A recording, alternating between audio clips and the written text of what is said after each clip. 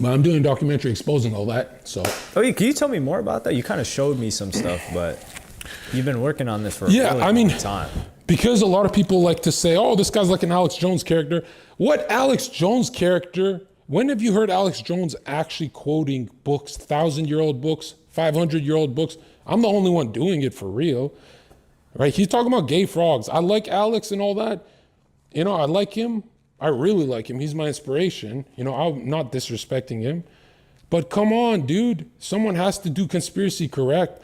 When you're doing conspiracy and believing in aliens, Project Bluebeam, most conspiracy people are fucking retards believing in aliens and dinosaurs. They don't even understand the shape of the earth.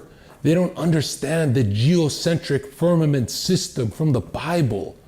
They want retard science. They love it because they grew up with NASA and their dad building rockets with them.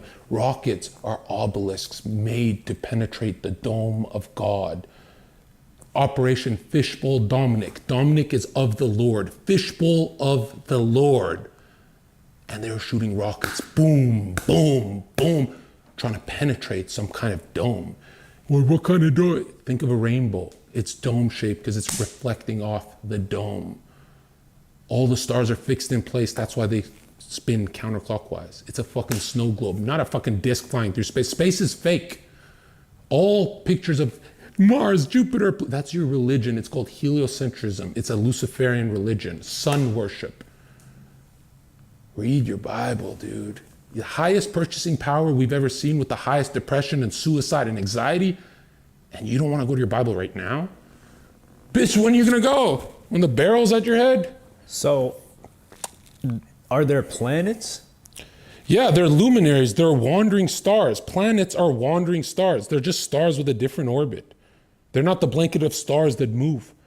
They just have their own thing. The Greeks worship these planets because they're not moving towards God's decision. They're going their own path, like Mars. Like Mars is the god of war and all that shit. And they'd worship them. They'd be like, yeah, I want to be like that. I want to be like Jupiter. I want to be horse shit because Christ is king and wiped all that pagan garbage completely out of the system and stopped this child sacrifice and all this freak shit. But now we're seeing a rise in pagan star worship. There's little bitches, little 13-year-old, I don't give a fuck if they're 13. They're playing with little crystals on TikTok. Have you seen those little meth dealers? I have. What? I've seen grown women doing that actually. They're worshiping rocks and minerals. And you see a lot of Wicca and witchcraft everywhere, not just LA. And you got to ask yourself, like, you think the Bible, the Bible is so accurate on so many things. Do you really think witchcraft they fucked up on? Oh, they just made that one up? Or was there something to it? Manny P. Hall and these Freemasons who literally wrote the most influential books of all time. He wrote, magic is controlling the invisible forces of nature, that you can affect the mental plane. That's why for MK Ultra projects where they want someone like Ted Bundy and all these serial killers that are military related, all of them. Wait, hold on. I'm a little confused. How do we go from black magic to serial killers? I'm gonna break it down.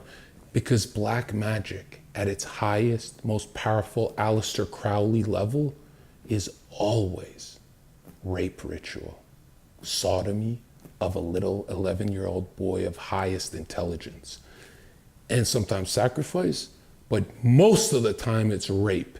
Why? Because when you rape someone, yes, you fuck their psyche, but when you rape them with satanic chanting and visuals and when you do that to them, you're actually terrifying them so much they split into a dissociative state. And now they go to a happy place in their head to cope with all this. And when they're in the dissociative zombie state, they go like this. And that's when you program them. You say, get up! And the child will listen and repress the memory for decades. Maybe they become like a NFL player or they work at a magazine or whatever. Maybe 10 years goes by and they think this is just a bad dream. You know, they've repressed the memory. I call them. They pick up their phone and I trigger them with the highest level of trauma, the memory of their rape. Get up! And that command puts them back into that zombie state. At that zombie state, they say, go shoot this motherfucking place up. They perfected this in ancient Egypt. In my documentary, we talk about Joe Rogan and all these people who we're talking about Egyptians all day, but we don't know anything about Egyptians. Why? Because they will never tell you that the tomb of becoming a pharaoh as a little boy, you go in with a soul partner. One becomes the philosophical king and the other is sacrificed in front of the other. 10 sages violently rape one of the boys. Everyone in the tribe believes that that boy goes into that tomb and up into heaven. But what's happening is his flesh is being torn. He's being forced to eat his own flesh. He's being raped and murdered to death. And the other boy must stay in darkness for 3 nights and be resurrected. Sometimes even 7, depending on which ritual. I'm going to cover both on my documentary. Why is this so important? Because when someone becomes king and is initiated by these dark sages this way, this king will never, ever turn on the people who have shown them the highest evil of what they're capable of.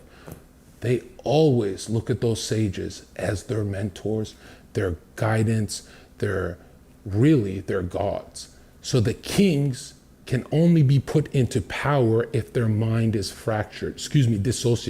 shattered into a dissociate state, not just fractured, way worse. And that's only in Egypt. Well, Druidic practices, it's all over. For example, the best way to not piss away the family's wealth is not to give your fucking kids your $1 billion assets. It's to cut your kid's puppy's head off in front of them and say, do as you're told and become a financier for the Bank of London. And they do it. This is trauma-based mind control that Kay Griggs in my documentary actually exposes. Now, why this stuff's important to me is because I've never read books in my life, but I'm obsessed with power. I want to know who rules me, how they do it, and why. And when I found out that you cannot have a mind slave without the symbols and rituals of Satanism, well then, motherfucker, Satanism became real. It became real. So when you study this stuff, the only conclusion is Christ is king. That if there's people out there using Satanism to keep their fortunes, then the Bible's whole motto of the material world is ruled by the devil, it's actually correct. So is that why there's like Satanism in music videos and stuff like that and performances? Yeah, a lot of it is to penetrate the subconscious, the lunar psyche, the female psyche. The male is the active principle that's conscious, right? The solar, and the lunar is when you're asleep, or the opposite of wakefulness. Now, a lot of that imagery penetrates for example, McDonald's, they have red, yellow as their colors because they're penetrating your psyche to make you hungry, correct? I don't know. You think if the McDonald's sign was blue, you'd be hungry? I mean, I kind of go to McDonald's after I'm hungry. You don't think they choose certain colors to stimulate appetite? I believe so. In marketing, yeah. Now, what do you think they're doing with rap? What are they trying to stimulate? That is true, because I've noticed that a lot more rappers now, they just paint their nails for some reason and they don't know why. Well, okay, you're missing where I'm going with this. McDonald's. It's not about painting nails. It's about the satanic imagery. Why are they doing it? Because demonically charged music makes more money every single time. But Tupac was making a lot of money. And he was what? In a tub naked, taking pictures for magazines? Thug life, I guess, right? That's... But what about the Beatles? Again, the Beatles, one of their albums was called Past Master, which is a literal Mason level. They said that Christianity will die and rock and roll music will take over. They had Aleister Crowley, the beast himself, on their album covers. The Beatles were the most satanic homosexuals that ever existed.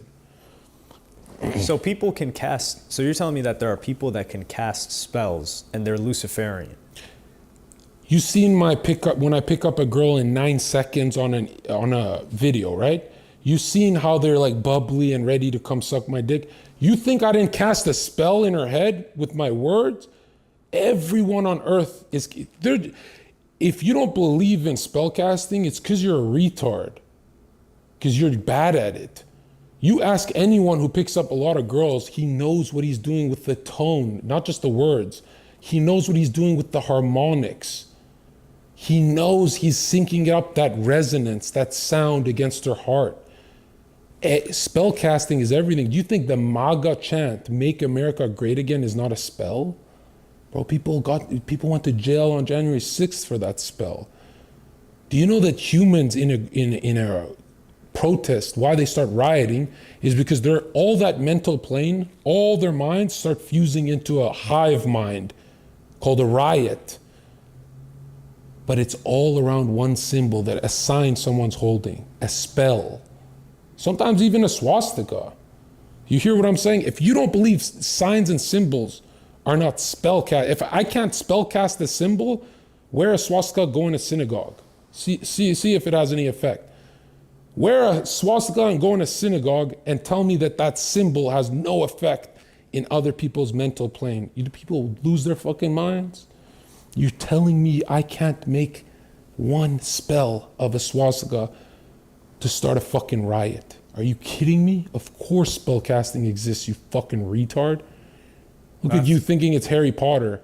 But I feel like some people say like, oh, well, this isn't based in science and, you know, science this. I hear a lot of people talk about that. So they're like, spells aren't real because it's not scientific. Yeah, and they told us to get vaccines, and now they're like, hey, my bad if you got a heart attack. Was it the Atlantic or the Washington Post that had an amnesty, and they said, hey, well, we're actually really sorry about all the vaccine stuff we pushed. I guess you just have to forgive us. I mean, your science is changing year by year, and it's always wrong. Remember science? Science was what said switch from eating bacon and eggs in the 80s to eating cereal and muffins, because eggs and bacon have fats in them that will make you fat.